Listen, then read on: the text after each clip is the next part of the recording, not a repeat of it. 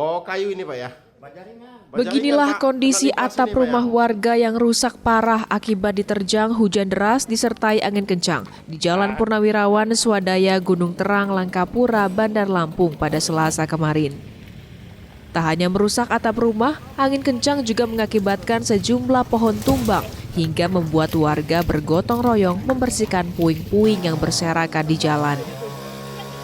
Agus selaku warga menyebut pohon tumbang yang menimpa tiang listrik juga mengakibatkan aliran listrik di sebagian wilayah sempat terputus selama sekitar 3 jam. Beruntung tak ada korban jiwa dari peristiwa ini. Pelan-pelan aja. Maksudnya dari belakang juga ada rumah juga yang belakangnya ada rubuh juga atapnya. Atapnya? Keangkat semua, Bang? Angkat semua atapnya. Berarti sempat melihat kita? Oh, Atapnya? lihat cuman nggak sempat videoin. Maksudnya posisi saja ngambil video juga. Kayak video ini kan cek aja sih. Kemarin tadi itu kan saya lagi duduk dagang mie ayam tuh di depannya. Pas lagi duduk tahu-tahu angin kuat. Nah, etalase itu langsung terbang gitu loh. Paling 3 meter dari etalase itu. Langsung langsung saya lari kan, lompat kan, masuk ke warung tuh tadi. Nah itu nggak tahu terus angin gede ngantem atas semua, genteng-genteng sama aspek.